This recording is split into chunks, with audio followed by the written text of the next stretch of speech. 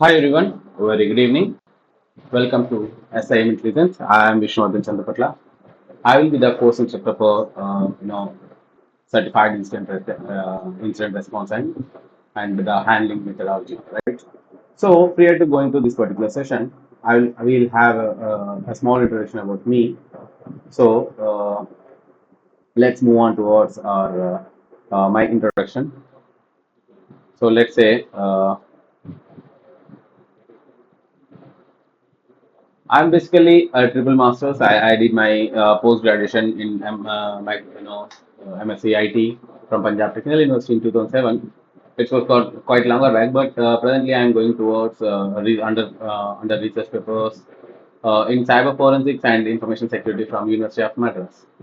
So I have so many certifications, like I have completed more than 16 plus certifications, but however, these are some of the most important certification according to the level of appreciations, right? So I am a certified information security auditor, and I am also IBM curator, analyst, and architect. I did my CompTIA Security Plus and Network Plus. I am an architect. I am an alumni of Red Hat certified, architect. I completed my more than 8 plus certifications that includes virtualizations of Red Hat as well as OpenShift, right? And I have good hands-on certifications in EC Councils too. That I am a certified hacking and forensic investigator, as well as I am a certified ethical hacker, as well as network security, and these are some of the certifications only. I did more than this, but I can say these are the very trustworthy and you can say appreciable certifications so far I did, right? And more than with the experience of more than 18 years in the IT industry and exclusively 15 years of experience in IT security field. So early stage of my life, I went through system administration, networks administration for a legacy network. I did for more than 5 years, where I understood various services and how a network can be configured, what the different various networks, how a network looks like, basically how a legacy network looks like, how to handle administrations of Windows based servers and Linux based servers, so far, right? So I have gone through Red Hat certifications there. I completed my Red Hat certifications in 6, 7, as well as 8. Right. So then I found that there is a huge scope in cybersecurity. I became a cybersecurity coordinator for CERT India, and I became the incident handler and incident handling member team.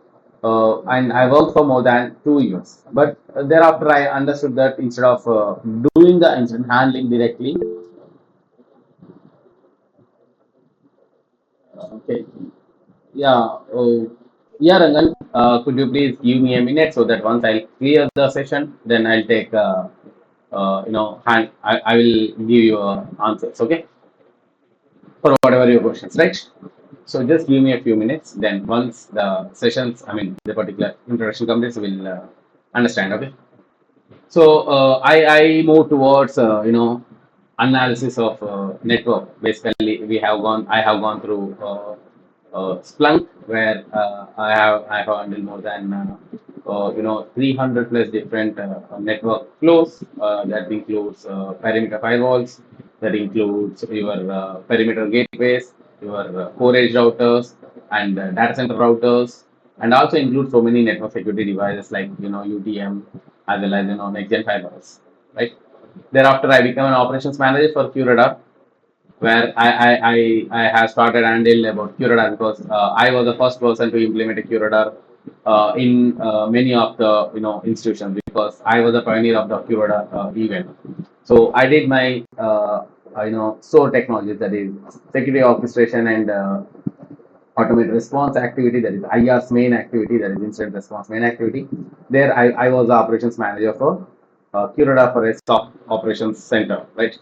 Then presently I am working as a chief information security analyst, basically for a cloud security services for a data center management unit, right?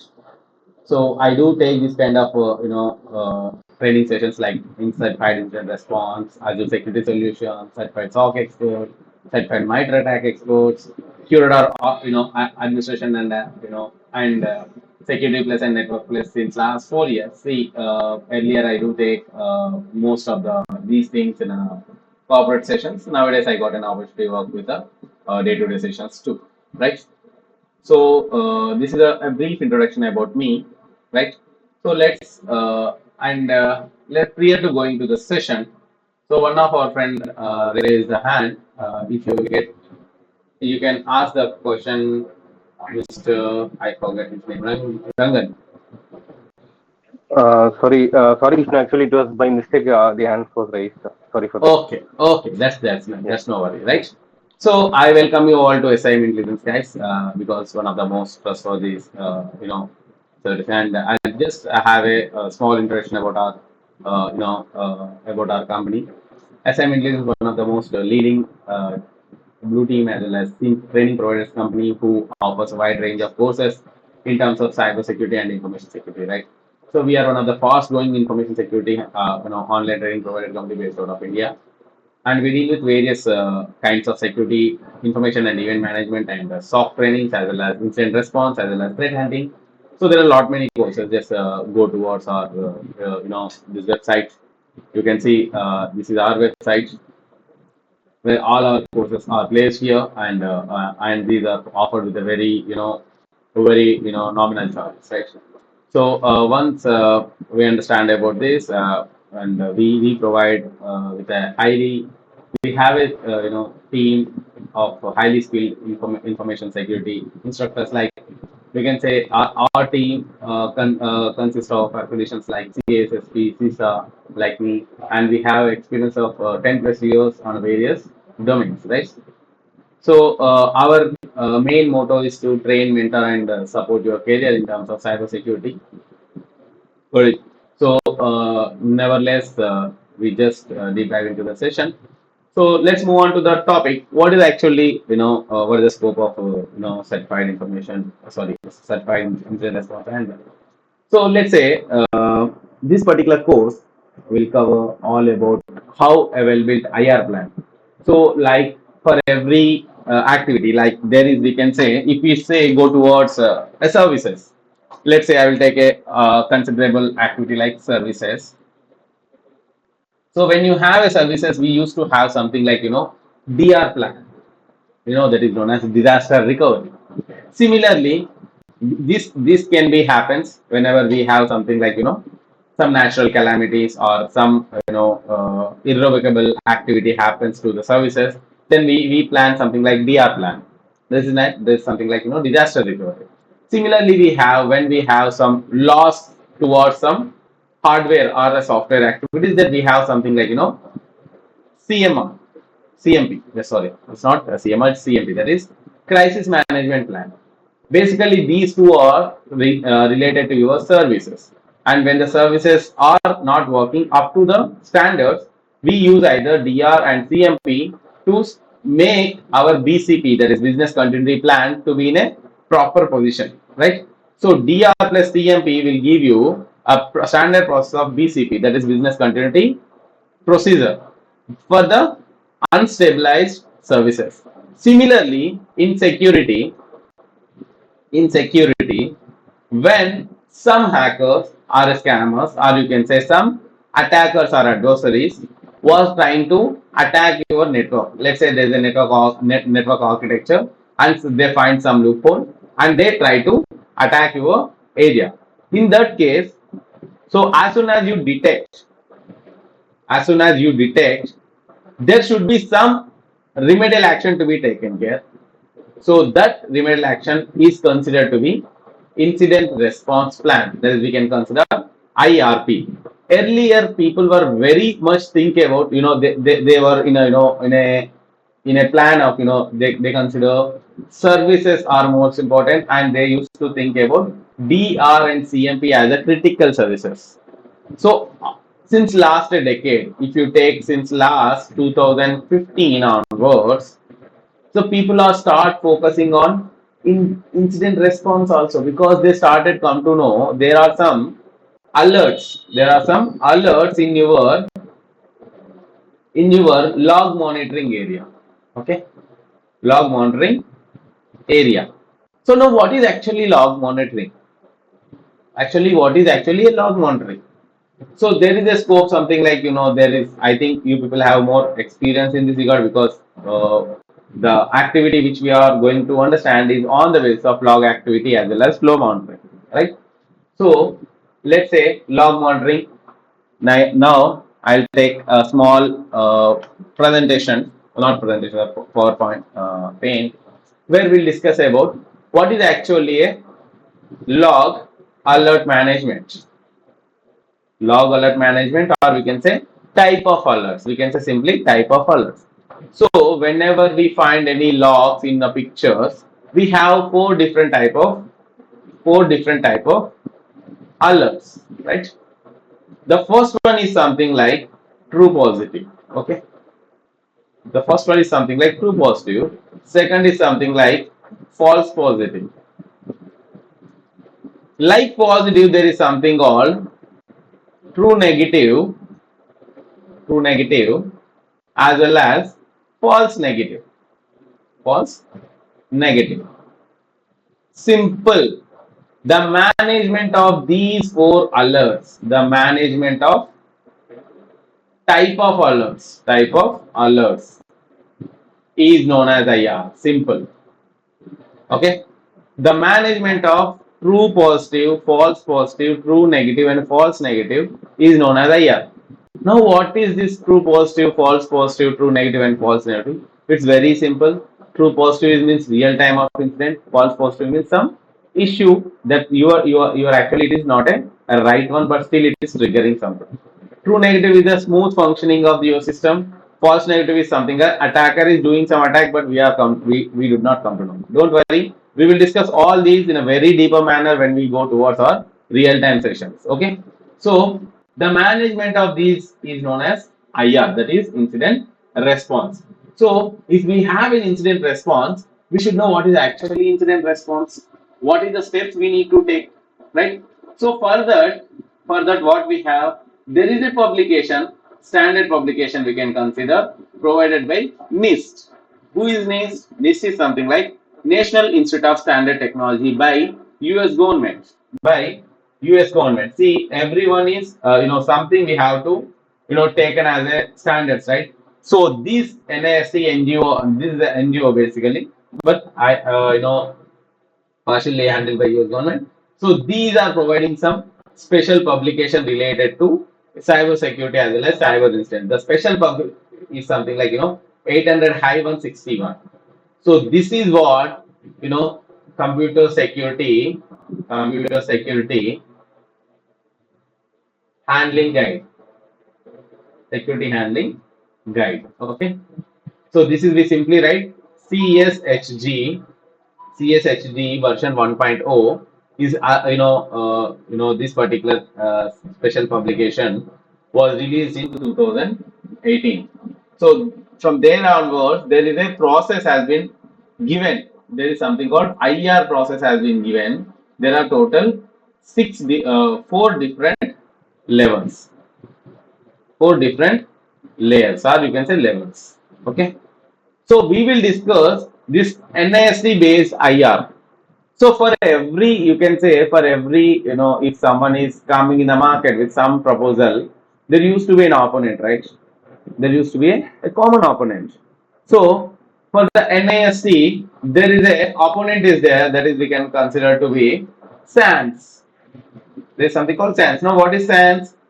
System Administration Network and Security. What is this? System Administration Network and Security. This is also one organization we can consider to be networking security organization who deal with benchmarks of your information security standards. So people used to be follow these kind of two different NGOs, or you can say two different organizations where our entire benchmarks is being placed. So STANS has also given the IR plan. They have given IR plan, but whereas here it is 6 layers. It has 6 layers. So now we'll discuss both the versions. One is the NIST of the NIST in IR plan, then the SANS IR plan. What are the 4 layers? What are the 6 layers? What is the difference between these two layers. Okay, and we will also understand about what is the meaning of IR, incident response, right?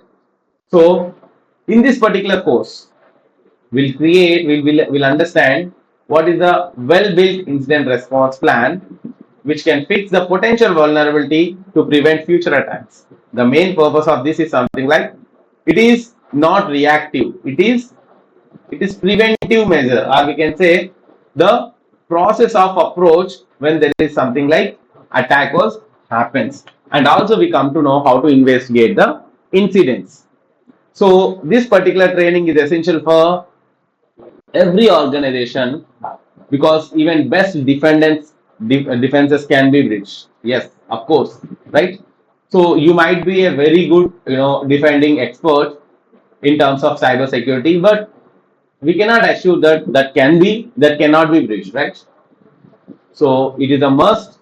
The team should be there. That is known as IHRT or CART. Now, what is IHRT? Incident Handling Response Team, or we can also known as Cyber Incident Response Team, to be alert and provide the up to date to latest cyber threats by using cyber threat hunting technologies, or we can say cyber security techniques, or incident response, and followed by simulation programs like red teaming to most effective to achieve this, right? So this is the course plan of this particular entire incident response handling course, right? So now, what is the course content? So people can ask, there are some huge course content is that we have set up 17 different modules to handle this particular incident response in a better manner, right?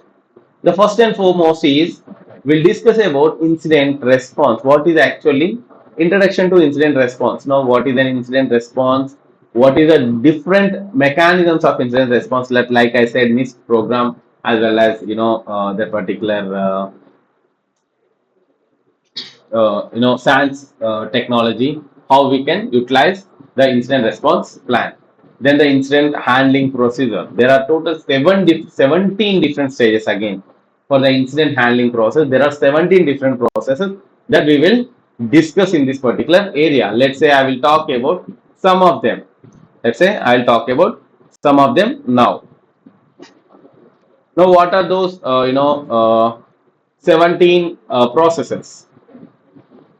Let the initialization, you can go towards your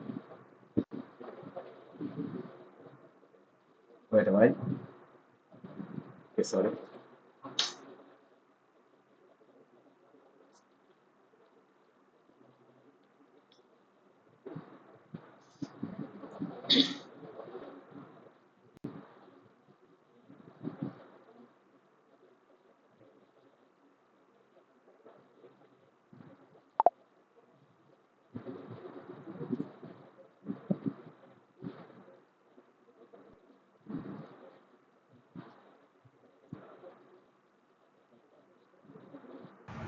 Yes, we'll start from the entire 17 stages of incident handling and response steps. That is what is mean by identification, initial response, incident recording, communicating to the incident, and how to contain, formulating the strategies. That is how the workflows and the playbooks can be managed.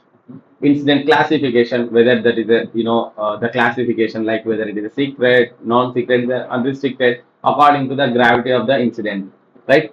Then the data collection, that is for collection for providing it for the as a digital evidence for the sake of cyber law or in front of cyber courts, right? Then forensic analysis. Then we will understand about evidence protection. See, when you collect some data as a evidences, which we have to have something like data protection. So there should be something like tamper proof. You have to prove that in front of the in front of the law, or you can say in front of the court, you have to prove that the data which you have collected is a tamper proof, right? Then we can notify to the external agencies if it is not handled by you. Sometimes some incidents are something like quite heavy, or you are unable to handle the particular thing. So how to contact your external agencies like province cert, or you can say national cert agencies. then eradicate mechanism, how to eradicate the situation, how to bring into the normalize to make your business continuity plans in a process. Then we will understand about system recovery. So the process is more important. If you are not bringing the system into the normalization area, the BCP cannot be the possible, right? Then documentation. The most important is something like documentation. We'll understand about the documentation, how to do a RCA, root cause analysis, how to identify your rule book, how to identify your playbook, a new SOP for your L1 team and all that we are going to discuss in this particular incident handling process. Then the team, the number of team, roles and responsibilities, developing skills of the particular team, incident response teams, developing skills. What is the structure of your incident response? What is the structure at and the dependencies? What is the incident response dependencies? What are the different type of services you should know? You will understand all those stuff in an incident response in an enterprise level, right? What is the define the relationship between the incident response and the incident handling? What is the difference between incident handling and incident management? All those stuff we are going to understand, right? Vishnu, Yeah, sorry for interrupting. So for a guy, like I have worked on GRC and the pre-sale solution architect kind of role. yeah. So for this higher incident response, do we need to have some hands-on experience like forensic analysis, network forensics, OS forensics? So we need to have some kind of prerequisite like that, or is it like how is it? Any Yeah, prerequisite? yeah, Rangan, very good question. I will appreciate your question. Don't worry. So for this particular incident handling, so we'll start up with the incident response plan action. So we'll tell you what is the procedure to be adopted first and foremost, the incident response plan, and you will give you some different type of tools, hands-on practice like volatile, like Ken, like we'll give you some different type of tool details so that you can utilize those details to identify various processes. Okay, so there is something called I'll give you more than 100 plus tools details that will help you. Like when we talk about let's say a small based tools. Let's say when I'm talking about I'll take a small activity like adversary emulations. Let's say being a incident response handler. Let's say if you are preparation, the detection process. Let's say there is a detection process. During the detection process, we require something like some red teaming should be there along with your incident response. So for that, what is meant by APT simulator, atomic red team, blue team training tool that is BT3, Caldera, what is meaning? See, we will not install this, but we'll at least tell the number of different tools. But we will use the forensic tools for handling your these activities. Like let's say, I will take a disk management and creation rules. Let's say there is something called FTK, forensic toolkit, bits ouch, acquire, bulk extractor, forensic artifacts, right? Then let's say there is something called incident management tools. Incident management tools like I can say cyber CPR, fast incident, that is FIR, fast incidents response. What is the meaning of fast? How to utilize this? Then for this there is something called DFIR track, digital forensic and information. Sorry, incident response track. How to do that? Cortex. So what is the meaning of Cortex or how it works? And what is the meaning of Cortex or and how to handle your playbooks, workflows, and all that we will discuss. Right? There is something called, you know, uh, shuffle and threat notes. How to identify your general purpose of security automation, as well as lightweight investigation notebook that is threat notes. So we'll discuss various tools and all. Right? Fine. So basically, I have an idea of SIM, SOAR, and EDR from SOC perspective. So will that be suffice? More than sufficient, right? That Okay, is more fine, than fine, sufficient because fine.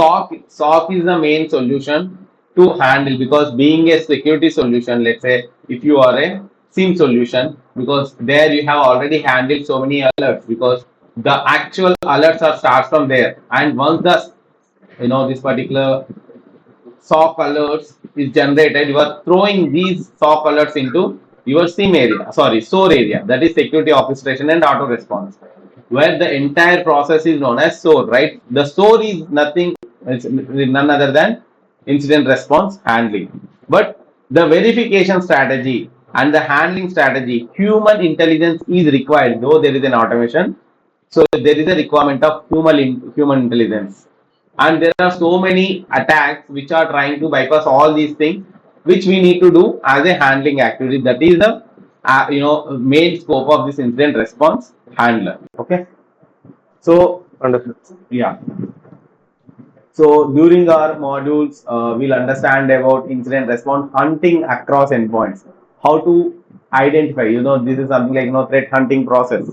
What is the meaning of various malware defense evasion? Let's say I will take understanding. I'll give you a small understanding of this malware detect evasion, right?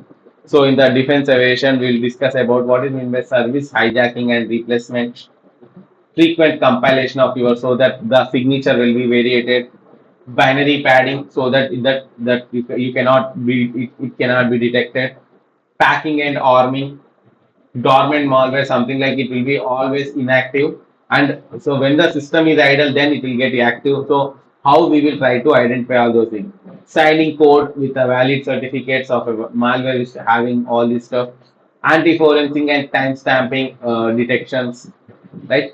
In the malware defense evasion we will understand those concepts, right? And in the incident response and threat hunting activities, we will discuss about WMIC as well as PowerShell activities. What is the capabilities of PowerShell remote capabilities of PowerShell, remote credential safeguards, how to safeguard your activities, and we'll also understand about Kansa PowerShell remote IR framework. There is something called Kansa PowerShell remote IR framework. We'll do the activities to extract some data from a victim machine, right? So how to identify all those stuff we will discuss. Okay. So Vishnu, I have a one doubt. Yeah. For dumping purpose, which tools you have used here in the So incident? so basically we'll discuss about when we do our uh, let's say one machine got, you know I will take one activity. Let's say one machine got compromised and you found that this was some activity. Okay. Let's say one machine got compromised and you come to know you want to do some forensic analysis of that, right? So for that, first and foremost, we'll do something called memory acquisition, right? That is known as memory acquisition. Acquisition of system memory by using volatile. There's a volatile tool is there. So or else we will use, let's say, I'll use memory analyzing. Let's say I will take AVML, that's evolve volatility memory forensics framework, or I'll take Lime, that is a loadable kernel module, or let's say I'll do something like volatility. There's a basic advanced memory forensic framework is already there, and let's say Windows Scope is another tool. Windows for memory forensics and reverse engineering tool is there that we'll use.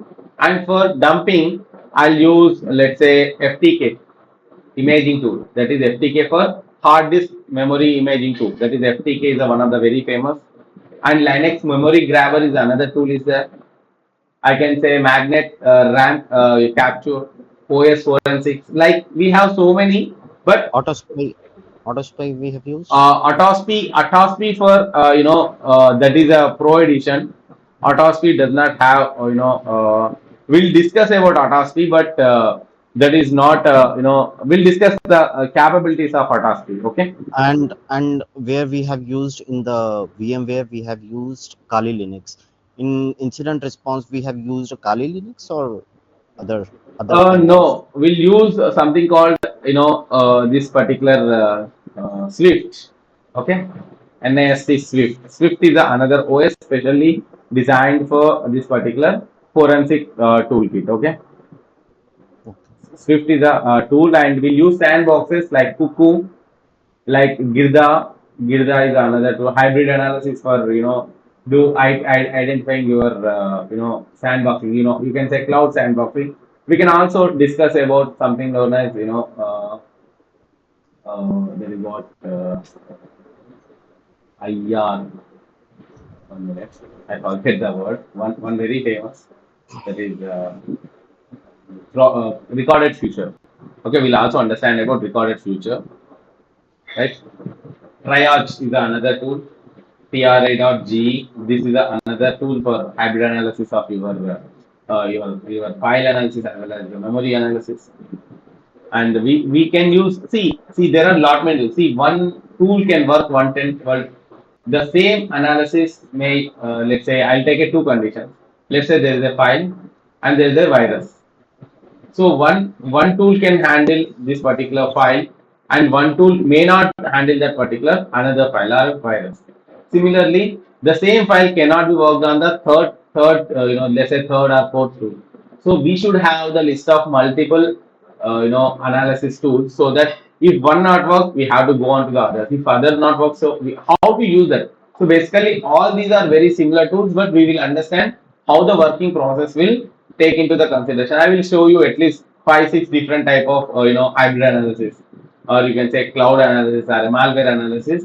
Dynamic. That is, when we go towards advanced dynamic understanding. Let's say advanced dynamic testing or analysis, it's a malware analysis. Then I will tell you how to do those things, because these advanced dynamic analysis generally do on sandbox, right?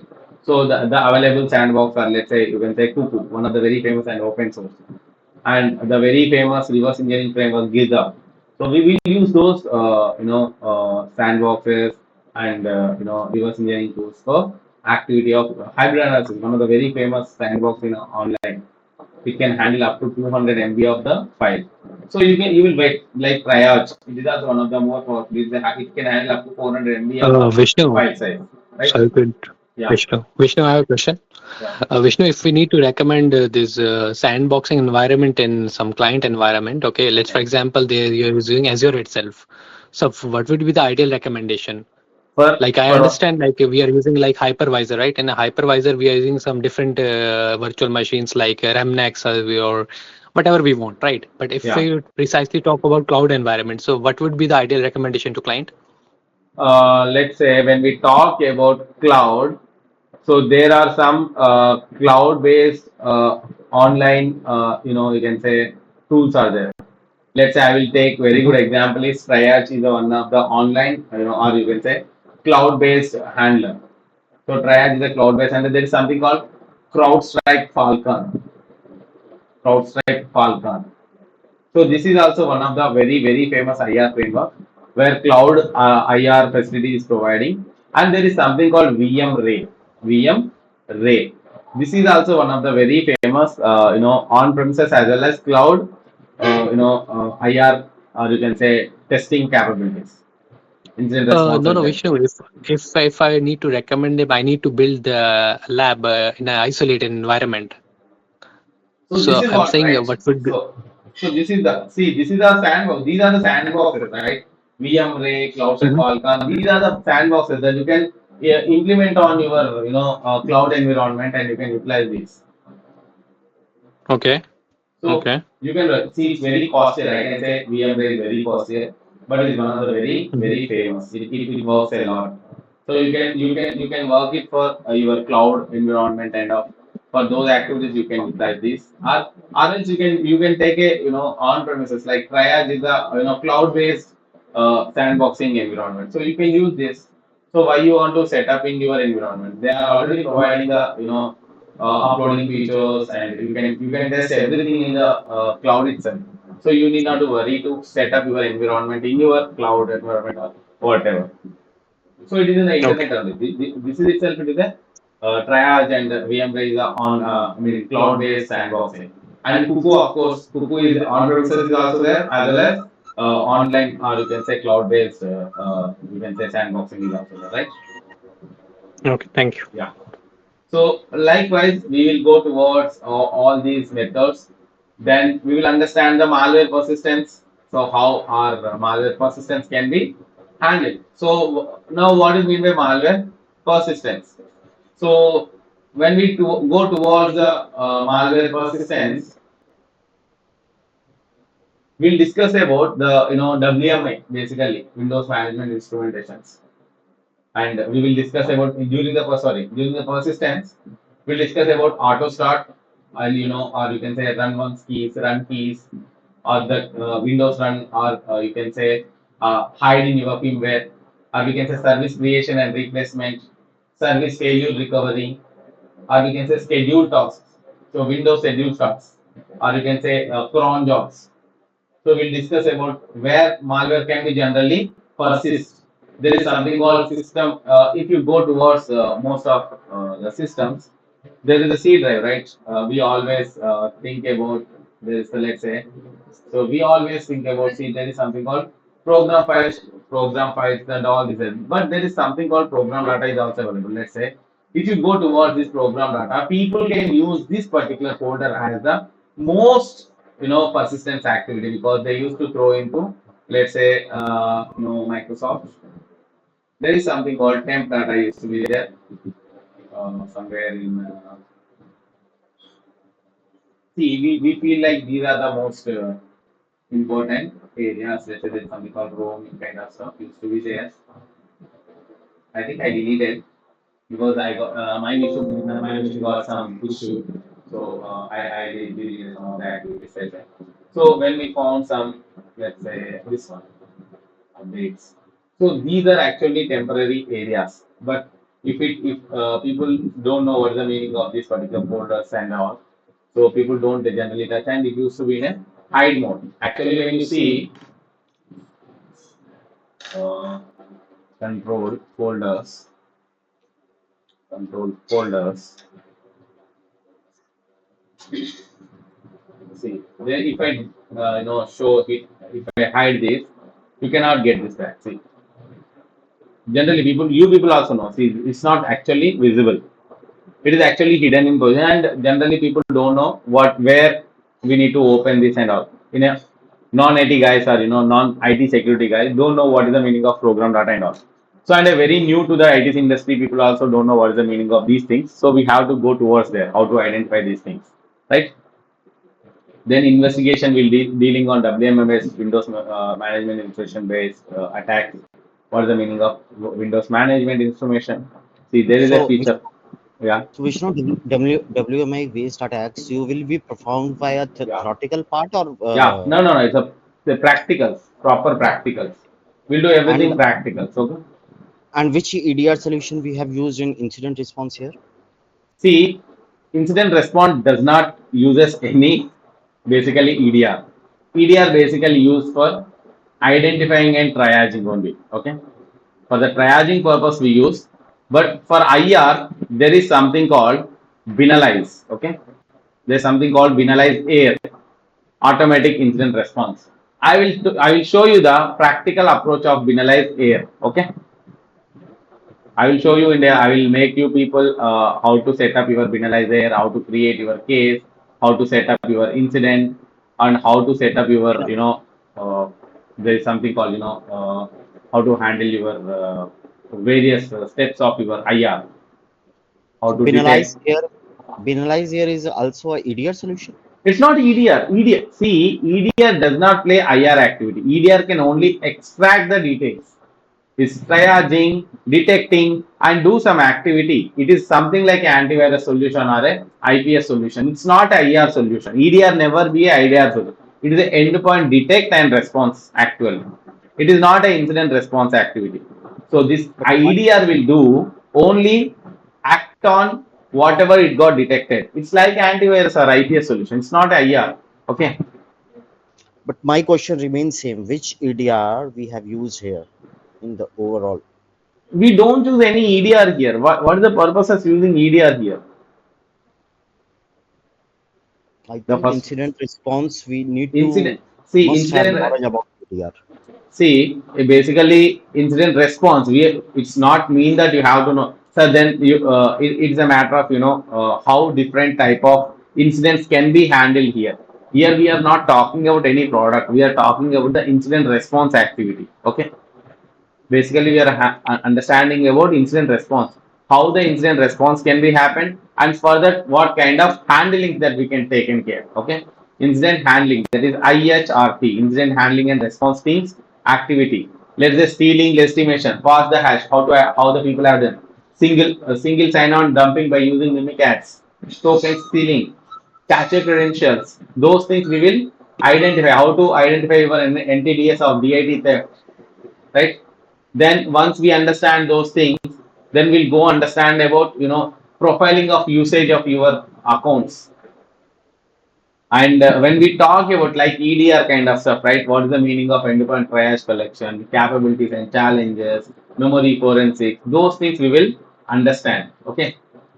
And during the memory acquisitions, as I said, we'll discuss about all the hibernation of the system and process acquisition, memory extraction, memory conversation, and memory consuming, virtual machine memory acquisition. How we can do a virtual machine VMs memory acquisition. This is the incident handling process, right? Memory changes in Windows 10. How to handle your Windows 10 activity. What is the virtual secure mode? How to go into your virtual secure mode of your Windows 10 or Windows 7, whatever. Okay. Then memory forensics, as I said, identify row processing. That is by using a PE Studio, PE Explorer, that is Process Explorer, right? And there is something called we use process proc monitor, right? Proc monitor, and over and So, above, yeah. so Vishnu, are we going to leverage the use of this Windows Sys internal suite as well? I Yeah, mean, when we talk exactly. about this. Exactly. We will understand about Windows internal suite, right? Okay, got it. Yeah, that is the most important, right? That is what we are going to understand. Yeah, thank you. Yeah. And we'll also understand about incident management. What is the meaning of incident management and all, right? So then log analysis tools. We will understand about some small basic log analysis tools, right? And memory forensic tools, already I said so many memory forensic tools. And I'll give the list of IR tools. The most important something called where you will get all the IR tools in one location. Right? This is one of the most important activity. We generally don't get this opportunity. All IR tools at one location. So we will give you awesome event ID list which will use for your digital forensic and incident response. I will give you a list of and forensics, various forensic steps, and let's say I'll go toward playbooks. The other important topics is something like I'll Yeah, talk. The most important topic is something like people will be actually more curious about this. Okay, so because I will going to talk about the playbooks for AWS, Amazon incident playbooks, right? What are the different playbooks that I have? I will share it with you. There are so many playbooks I have, like the DOS and DDoS attacks, credential leakage, unattended access to the Amazon S3 buckets. Like I have some important, you know, important playbooks are there for AWS. Then followed by, you know, counteractive playbooks. There is something like I can say playbooks for phishing, playbooks for ransomware, playbooks for supply chain, all those stuff that I will explain. Then thereafter, there is the most important. I found very beautiful in my area where it is. I kept it somewhere here. 1 minute, because I have to tell that. That is known as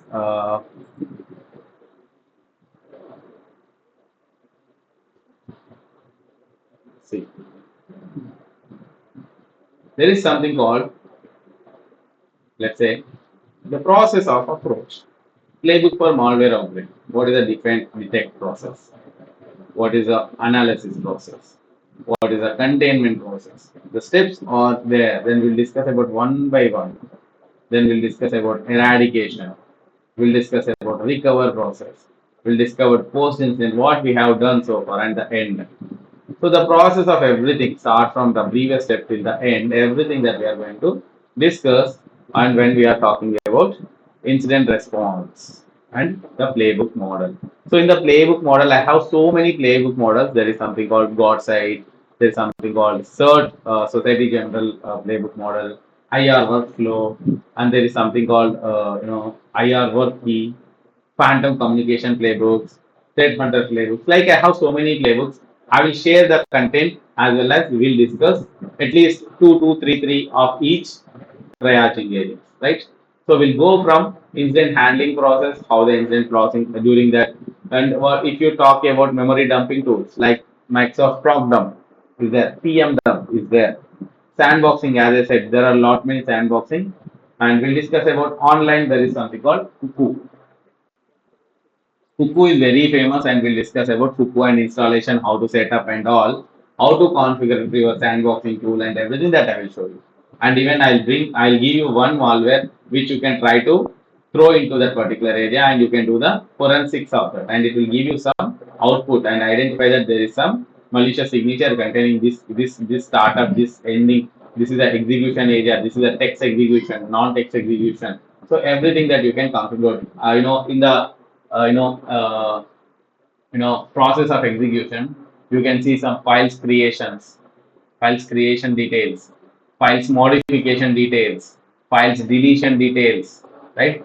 Files, files impose details. So we will see all those in a real-time scenario, how a malware do all this activity as a malware analyst. Because IR is not only the part of only handling them. You have to even identify the evidences, right? For the evidences, you have to do process dump, proc dump, memory dump, whatever the dumps you require to do, you need to do. So the process of incident handling is most important. So we'll discuss one playbook standards, and each playbook has some workflow. We'll understand about workflow. Got it? So we'll go towards both playbook as well as workflow of each. I mean, not each, the most of the activities, right? Then we'll discuss about triad endpoints, that is as discussed, memory acquisitions, memory forensics, timeline analysis. The most important is something like timeline analysis, because we need to understand how attacker process the timelines. What is the timeline analysis overview, first of all? Then benefits of timeline analysis, pre-fixed knowledge, what is the requirement and all, finding the pivot point, exact pinpoint of that particular analysis, context clues, and analysis process. Of course, the process will be, unless there are some tools related to your timeline analysis that we will discuss, right? Then super timeline creation and analysis for artifacting of identifying your rules, execution, knowledge, opening, modification, deletion, as I said, and targeting your super timeline analysis and techniques, that what are the basic important as well as scope for this particular timelines and all. And finally, how to identify your shadow snapshot of analysis, how to, what is the meaning of. So we have to even come to know in a VMware. Let's say if you are working for a VMware, let's say if you are creating a VM for a sandboxing or a testing environment, how to take a snapshot, how to revert. This is also most important as a incident handler, because you need to have both the versions in a single point of time. That is, one is non-affected and one is affected, and it has to be reverted back within a seconds of time or a minutes of time. How to do this? Actually, we'll do all those stuff, and we'll create some snapshots of each VM and how to do the things, and how to do copy shadow and copy recovery kind of stuff, right? So this is the entirely 18 modules. Vishnu, will you cover that volume 1 minute. What? volume snapshot? Yeah, that's the process of incident across your enterprise levels. That is a mandatory thing. So we'll cover how to do how to carve the deleted volume shadows. Let's say there is some volumes are there. If it is get deleted or something like, let's say you can say recovery tools. You can, by using the recovery, how to recover those volumes, that we will identify. Don't worry, right? And what is the timeline across your volume shadows? That is also most important. Okay? What are the different shadows that you have in your volume, that we will do at a various timeline across. See, when we go towards the recovery tools, memory recovery tools, then we will do all those stuff there. Okay, you don't worry. We will cover volume shadow snapshots. Got it? And one thing is that, Vishnu, instead of writing the in Paint, make sure you represent over the diagrammatically so that I can understand the scenario. Okay, sure. Thank you. And Vishnu, by any chance, are we going to learn something about this Yara rules as well, or no? What? By any chance, are we going to learn about these Yara rules? Yara rules are not the part of this particular thing, but Okay. anyhow, if you are asking, let I will give you an introduction about Yara rules that I can say. Okay. But this is not the actually this is not the session where we deal with. Further, there is a Yara sessions used to be there. You can contact our management team. They will let you know how Okay. to do this. Okay, they will give Sure. you no Sure. worries. Okay. Yeah, so Sure. the Thank you. management team will give you the all possible standards because ERR rules is not at all a part of this, and if you are expecting that you will be. The sessions are there. The another that there is a part of your threat hunting and MITRE attack and all. So you can contact them. They will give you the process of approach because if, you might be some understandings of them. Okay. Sure. Sure, Vishnu. Sure. Thank you. Yeah. So any other queries, guys?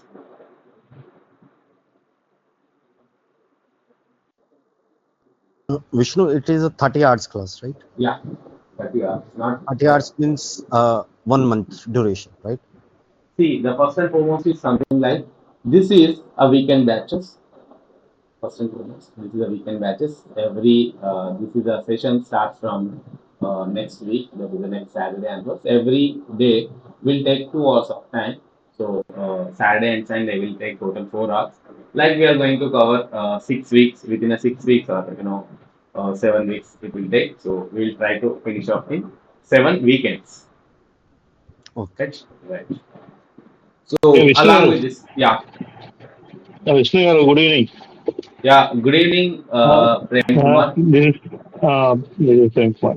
Sir, is there any related DLP also will be coming to this incident See, response? DLP and all will discuss about how incident response is depend on your DLP. So there are lot many Okay. services. There are Okay. dependable, right? See, incident cannot be generated on a single point of course or a single point of action. So we'll discuss about Okay. who all are contributes to this incident response. We will discuss all the services that let's say that is a Okay. network service or a network security service or a data service or a data security service. We'll discuss all the different type of security services over here, right? Including firewalls also. Yeah, including firewall. We'll discuss about what are the configured log sources. So who plays the Okay. vital role to give the incident response? That we will discuss. Okay. Okay. Thank you. Yeah. Thank you. Yeah. Thank you, Prem Kumar. So any other queries, guys?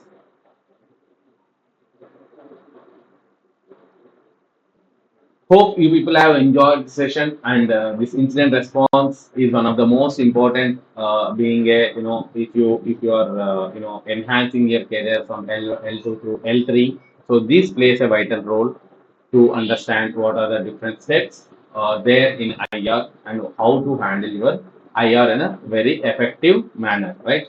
So these particular sessions will be given with all the documentations, cheat sheets of IR, playbooks, workflows, along with various tool documentations, right? And also will provide you the recording sessions of our classes. So some And people and might Vish, be, yeah, and Vishnu, our expectation is we want to be more practical exposure rather than theoretical part, sure, no doubt on it. because it's our core area. Incident response is our core area, so we need to a solid understanding about incident response things. Sure, no worries, you will get it. Thanks a lot, dear. So it is something like the most beautiful part is something like we'll take the sessions in a such a manner as it is a most of the yeah, basically, I am at actually not. I am at the location of my practical environment right now. I can just take a session of this, but don't worry, you will get a hands-on practicals only. We'll take a 60-40 session. That is 60% of the practicals. Right? 60% of the practicals and 40%. Of course, it is required mandatory. Without explain something, I cannot go for the practicals. Right? Those sessions are something like 60-40. 60% of the practicals where we go towards one-on-one practical, and so when we do a memory forensics, we'll do proper memory forensics. We'll use proc environment, or let's say I will show you see how to do a PE studio. Let's say I'll take a simple example how to create a basic understanding of PE studio.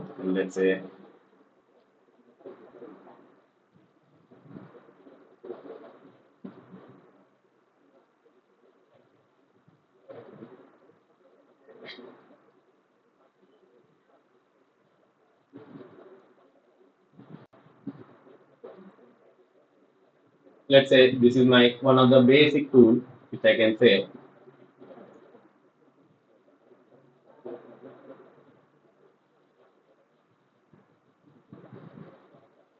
Let's say I will call one file.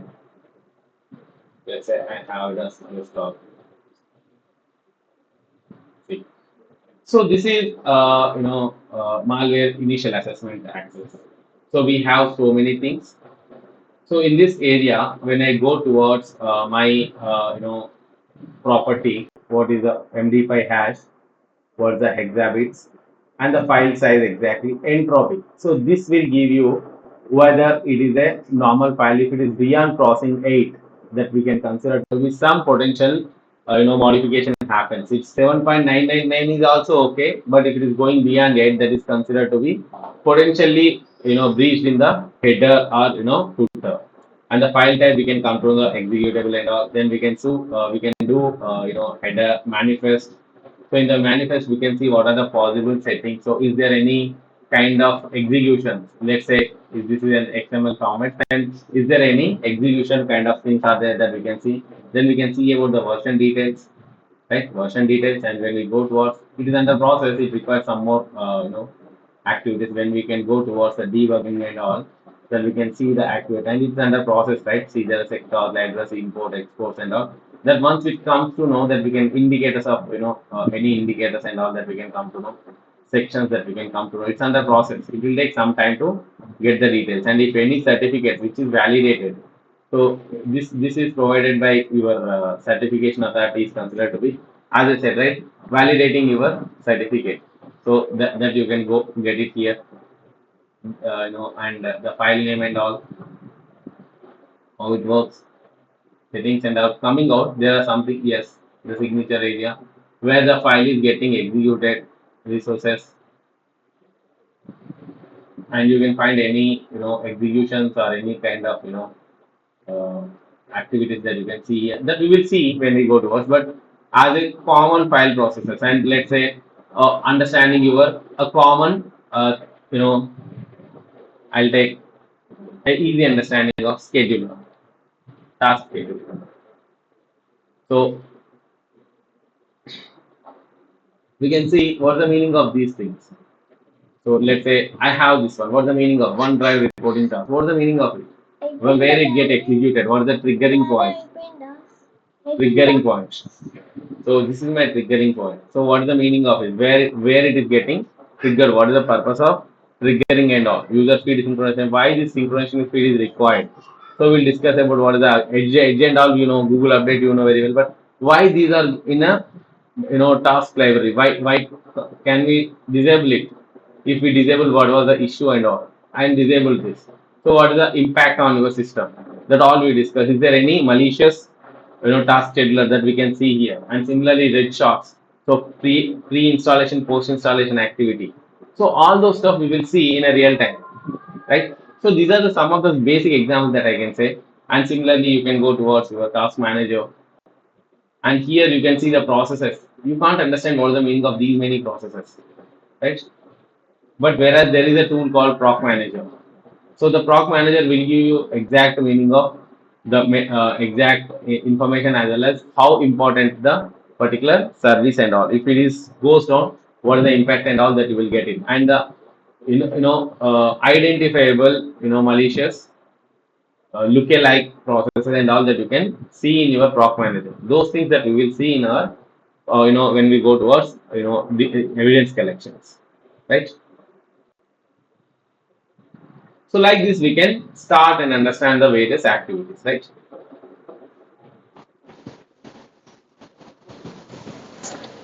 And Vishnu, when we will do some practical things, like would you be covering about like some practical examples? Like for example, there is a malware, okay, that is trying to make some suspicious LDAP searches, LDAP queries.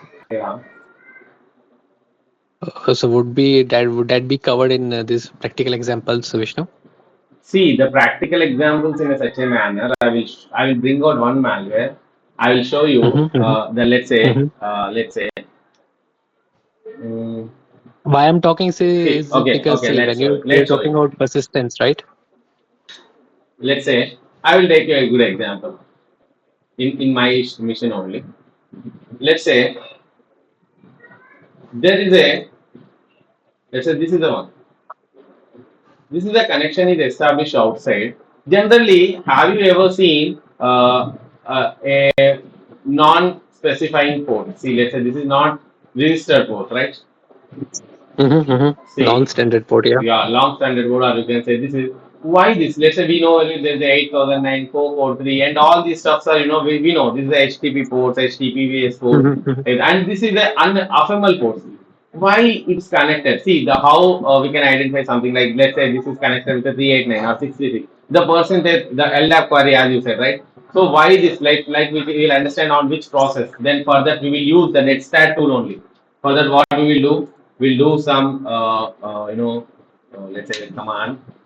I'll go for run as command because it requires administrative privileges.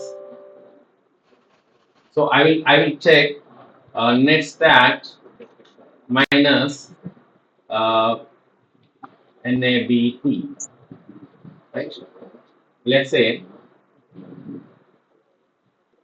there is a where it is 31,000. Yes.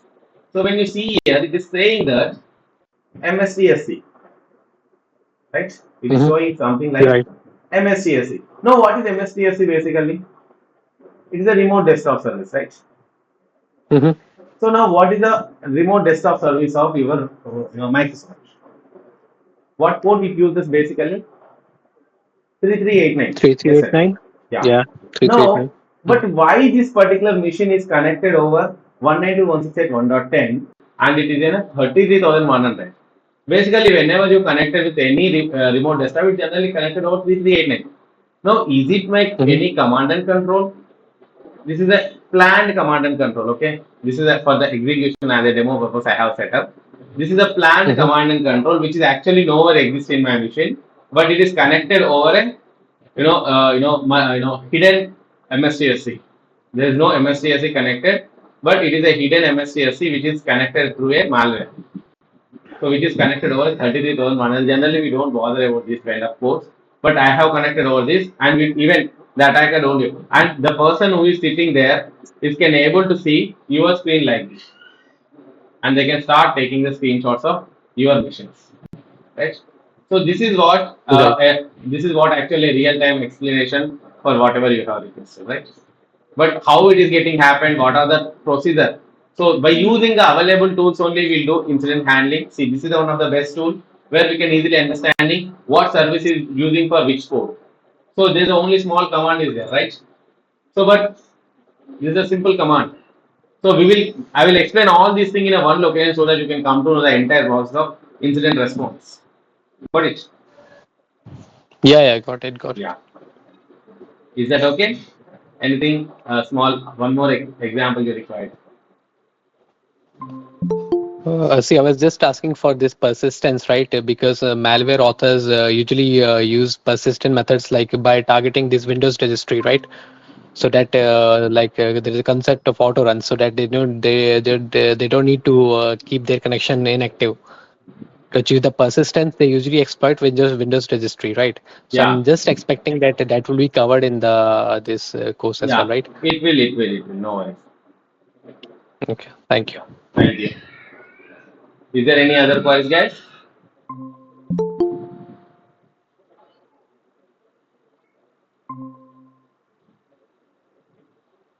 So it's a wonderful session, guys, and I have a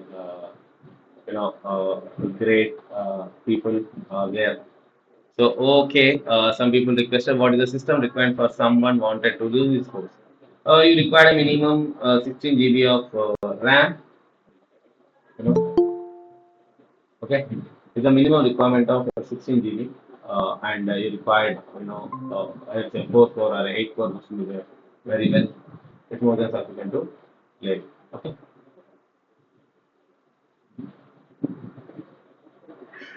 guys, any other queries?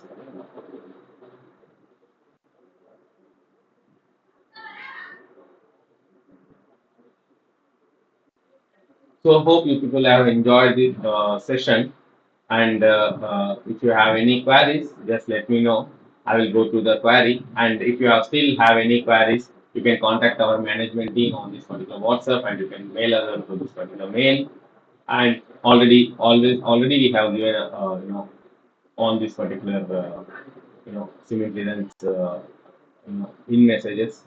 So please do join, and this particular sessions will be very tremendous with respect to practicals as well as a plan of approach. Correct. So it is one of the great opportunity to take here to be the part of this particular session. And thank you so much, everyone. And I welcome you all to this particular session once again. Thank you so much, guys. It's all from my side. Thank you. Thank you, Vishnu. Thank you. Thank you. Thank you all. Thank you. Thank you, Anup.